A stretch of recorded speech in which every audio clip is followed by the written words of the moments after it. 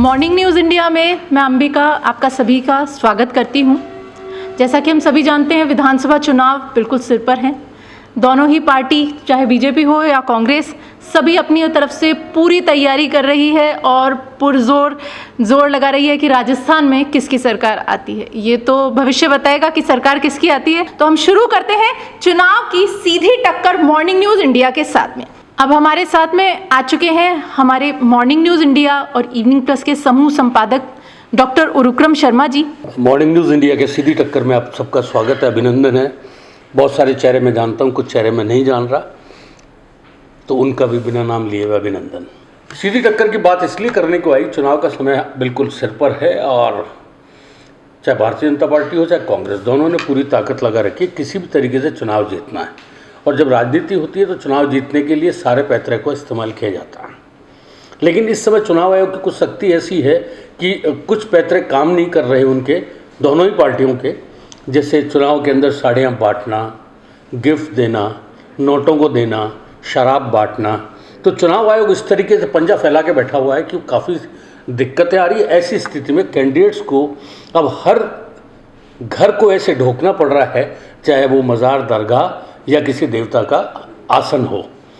यानी अब उनके लिए जो 5 साल तक वोटर हुआ करता था, जिसको पूछा नहीं करते थे, अब उसमें उसे कृष्ण भी नज़र आ रहा है, राम भी नज़र आ रहा है, तो उसमें बाकी सारे देवता भी नज़र आ रहे हैं। जीत किसकी होगी किसकी नहीं, सभी पार्टियां अपने अपने दाव पर दम पर दावे कर रही है कौन जीतेगा कौन हारेगा।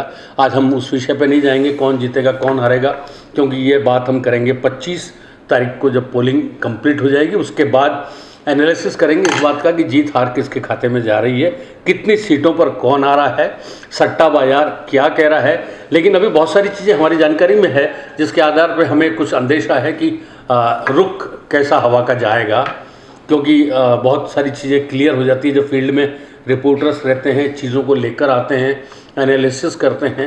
लेकिन जो भी है, चुनाव बहुत रोचक है राजस्थान का इस बार, क्योंकि राजस्थान में परंपरा 5 साल भारतीय जनता पार्टी को देने की, 5 साल कांग्रेस को देने की चलती आ रही है। अशोक गहलोत मुख्यमंत्री हैं, उनका दावा है कि इस बार सरकार रिपीट करेंगे। भारतीय जनता पार्टी को यह है कि पूरी तरीके से कांग्रेस सरकार 5 साल के शासन में असफल रही है। असफलता और सफलता, ये सब पैमाना एक नेताओं के दावों का है। कौन सफल रहा कौन सफल नहीं रहा, यह तो 25 की पोलिंग के बाद में और 3 को जब मतपेटियाँ मतलब ईवीएम मशीन से जब काउंटिंग होगी तब आएगा सामने। लेकिन इस चर्चा को इतनी रोचक आप बना दें कि आनंद आए, खुलकर बेबाक तरीके से अपनी बात को कहें, ताकि एक लगे। अभी आपने राजस्थान के बारे में एनालिसिस किया, मैं आपको देख रहा था, लेकिन इस चर्चा के अंदर जो एक आप लोगों की काबिलियत है, आप लोगों की योग्यता, आप लोगों का जो राजनीतिक अनुभव है, उसमें मुझे कम झलक रहा है थोड़ा सा। तो आप बेबाकी से अपनी बात कहेंगे तो मज़ा आएगा। और जिला प्रमुख मधु जी बैठी हुई हैं, इधर ये अरुणा गौड़ बैठी हैं, जिन्होंने उस समय चुनाव लड़ा 1998 में जयपुर ग्रामीण विधानसभा क्षेत्र से। इधर ये मैडम सारस्वत हैं।